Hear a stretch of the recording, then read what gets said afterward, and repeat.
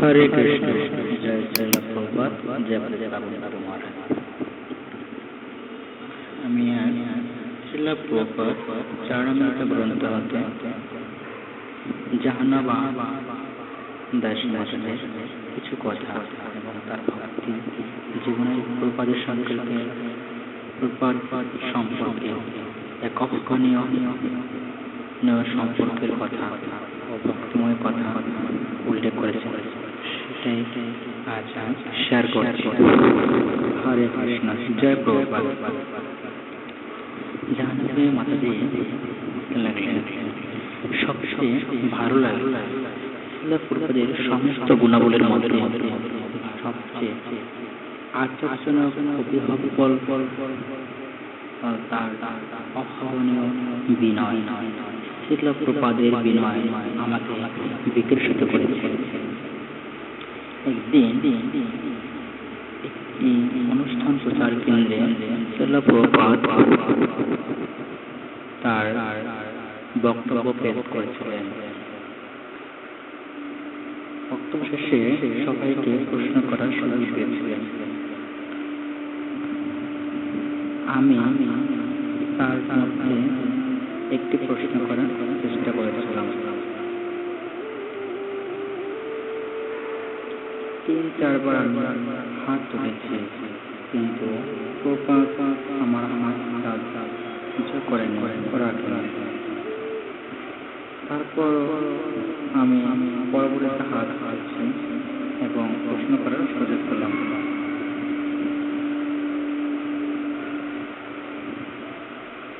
তারপর আমি প্রশ্ন করলাম। প্রশ্ন করার পরে প্রভুপাদ আমার কিছুক্ষণ ভাবগমন মুহূর্ত দৃষ্টিপাত করে বসিত হচ্ছিল আমার দিকে তাকিয়েছিল। পরবর্তী প্রভুপাদ আমাকে সুন্দরভাবে অলৌকিকভাবে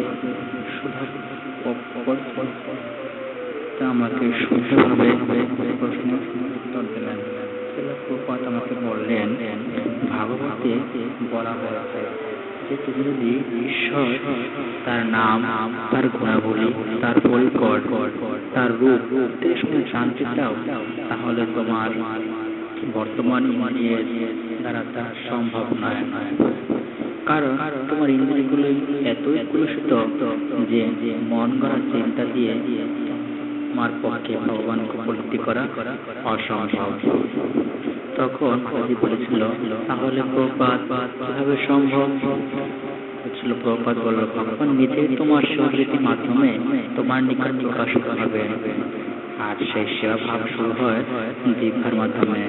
তুমি হরিনাম জপ করবে আর কৃষ্ণ প্রসাদ আস্বাদন করবে, এই দুটি কাজ করবে।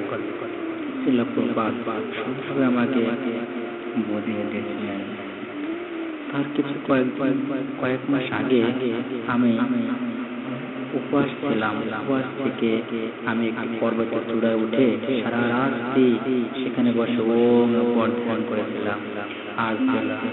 আর দেবাদিদেব মহাদেব শিবের কাছে প্রার্থনা করেছিলাম তিনি যেন আমাকে সবকিছু উদ্ধার পেতে সহায়তা করে।